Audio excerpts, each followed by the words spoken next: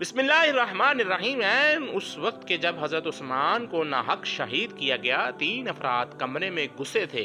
ان میں سے ایک تو امیر المومنین حضرت ابو بکر صدیق رضی اللہ عنہ کے صاحبزادے محمد بن ابی بکر تھے۔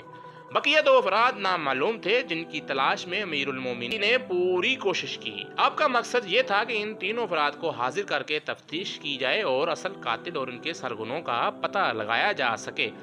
اس سلسلے میں ایک چوتھا فرد جو عین قتل کے وقت اندر موجود تھا، وہ حضرت عثمان کی بیوی نائلہ تھی، جو اصل قاتل کے سراغ کے لیے واحد گواہ تھی۔ علی نے کہاں سے اپنے تحقیقات کا آغاز کیا اور حضرت عثمان کی بیوی نائلہ، حضرت ابو بکر صدیق کے بیٹے محمد بن ابی بکر اور بقیہ 2 افراد جو اس وقت قتل کی جگہ موجود تھے نے کیا بیان دیے؟ امیر المومنین کو تحقیقات مکمل کیوں نہ کرنے دی گئی، ہم اپنی آج کی ویڈیو میں بیان کریں گے۔ دوستو، حضرت عثمان کا اندوہانہ قتل 18 ذوالحج یوم الجمعہ 35 ہجری میں ہوا۔ اس وقت آپ کی عمر 82 سال تھی، مدت خلافت چند روز کم 12 سال تھی۔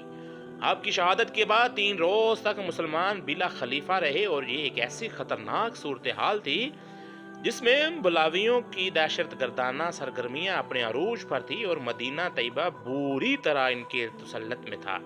پھر انصار اور مہاجرین میں سے چند جید صحابہ کرام سرگرم ہوئے اور موقع کی نزاکت کو بانپتے ہوئے حضرت علی کرم اللہ وجہ الکریم کی خدمت میں حاضر ہوئے اور عرض کیا، آپ ہی کی ذات ہے جو خلافت کی سب سے زیادہ مستحق ہے، ہاتھ بڑھائیے، ہم سب آپ کی بیعت کے لیے آئے ہیں۔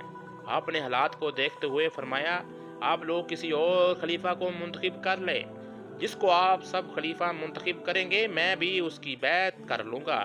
انہوں نے کہا، آپ کی موجودگی میں کوئی دوسرا اس منصب کے مستحق نہیں ہے، لہٰذا ہم آپ کے علاوہ کسی اور کو اس کے منصب کے لائق نہیں سمجھتے۔ آپ نے پھر معذرت کی مگر وہ اپنی ضد پر قائم رہے، جس کے بعد آپ نے منصب خلافت کے لیے بیعت لینا شروع کر دی۔ آپ کے دست اقدس پر کس کس نے بیعت کی، یہ ایک الگ تفصیل طلب ہے جو ہم اپنے آج کے ٹاپک میں بیان نہیں کریں گے۔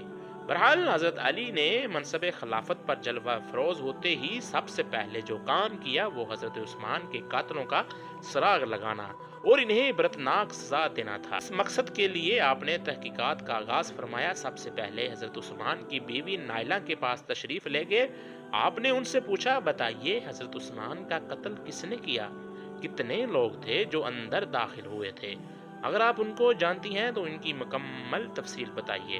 انہوں نے بتایا، وہ لوگ کون تھے میں نہیں جانتی، البتہ محمد بن ابی بکر اور 2 شخص گھر میں گھسے تھے جن کو میں نہیں پہچانتی۔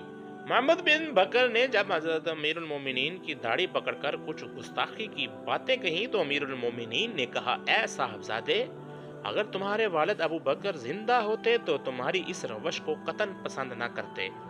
محمد بن بکر یہ سن کر فوراً پیچھے ہٹ گئے اور وہاں سے واپس لوٹ گئے، مگر باقی رہنے والے دونوں افراد نے حضرت عثمان کو قتل کر ڈالا۔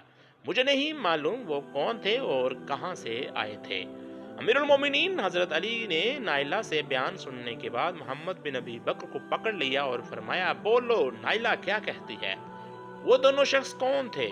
محمد بن بکر نے جواب دیا، وہ سچ کہتی ہیں، میں نے واقعی میں حضرت عثمان کی داڑھی پکڑی تھی، لیکن پھر ان کی گفتگو سے متاثر ہو کر واپس لوٹ گیا۔ میں اللہ کی قسم کھا کر کہتا ہوں کہ وہ دونوں شخص کون تھے میں نہیں جانتا، میں بس اپنے کیے پر شرمندہ ہوں اور اللہ سے اپنے کیے کی معافی کا طلبگار ہوں۔ بس ان دونوں افراد کے بیانات سے حضرت علی یہ بات جان گئے تھے کہ اصل قاتل وہ ہی دونوں نامعلوم ہیں جن کو تلاش کرنا بے حد ضروری تھا۔ اب وہ دونوں کون تھے، کس قبیلے یا کس علاقے سے تعلق رکھتے تھے، اس کا سراغ لگانا بہت مشکل نظر آ رہا تھا۔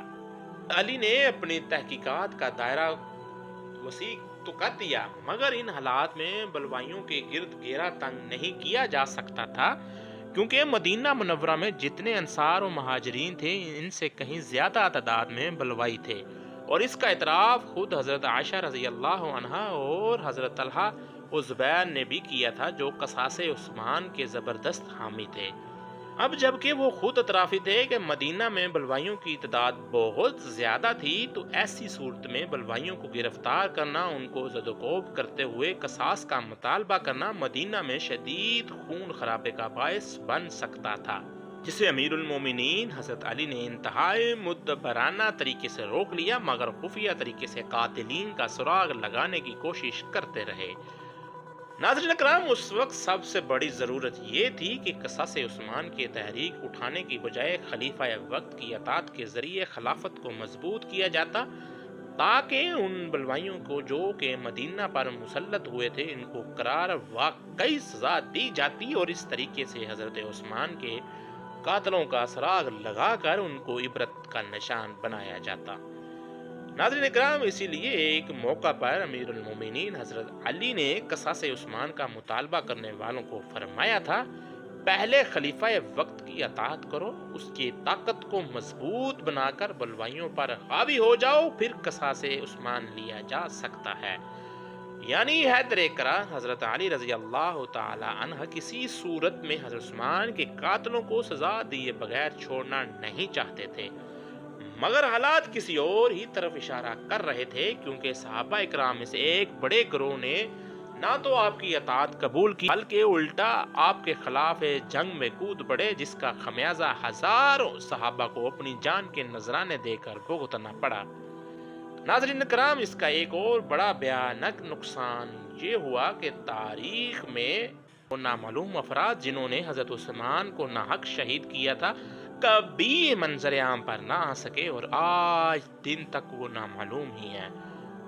ہم امید کرتے ہیں آپ کو آج کی ویڈیو پسند آئے گی، اپنی قیمتی رائے سے ضرور آگاہ کریں، اپنا خیال رکھیے گا، ملتے ہیں اگلی ویڈیو میں، اللہ حافظ۔